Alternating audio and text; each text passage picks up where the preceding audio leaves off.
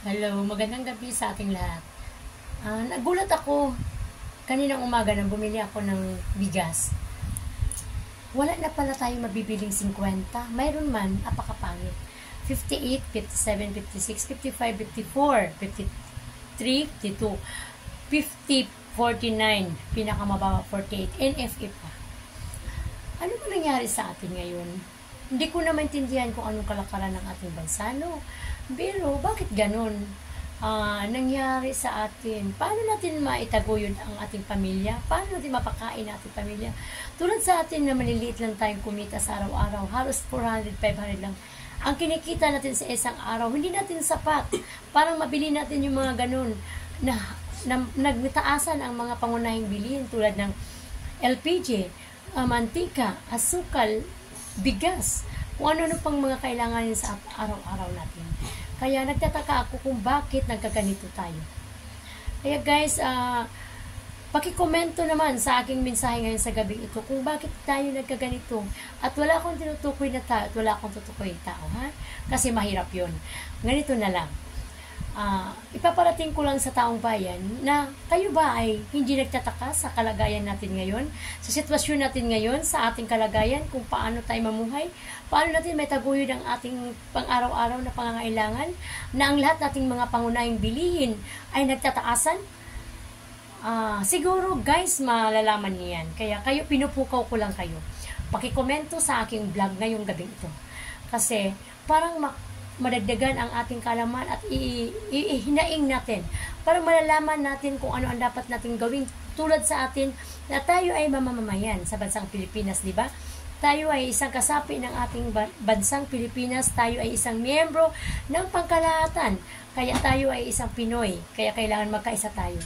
Sana naman ang lahat ng may kakayahan at may kakayahang pumigil sa lahat ng mga negosyante o kung sino man na magtataas ng mga presyo, lalong-lalo sa mga pangunahing bilihin natin ngayon, ay mapipigilan nila. Kasi kawawa po tayo, lalong-lalo na sa ating mga mahihirap. Tulad namin na hindi naman kami talaga negosyanteng malalaking negosyante, maliliit lang ang amin, piso-piso lang ang kinikita namin sa araw-araw. Kaya sana maunawaan ninyo ang kalagayan namin. At hindi nyo kami ibaliwala.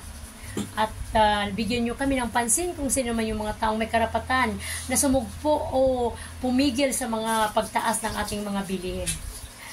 Hello guys, paki-subscribe naman aking YouTube channel.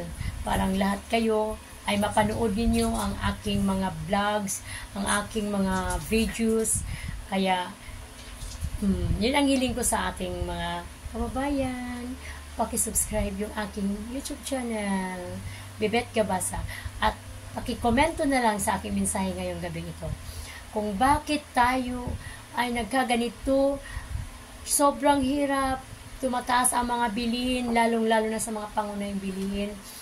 Bigas, number 1, number 2, LPG, mantika, asukal. Diyos ko po. Alam nyo guys, ang mantika ngayon, tumaas na naman ng 10 pesos per 1 liter. No. Yung isang long neck, yung long neck.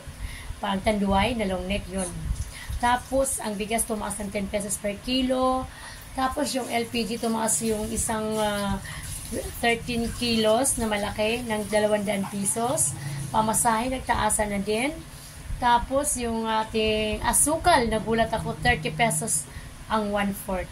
120 ang kilo. Samantalang nung araw ay 12 pesos lang ang 1/4.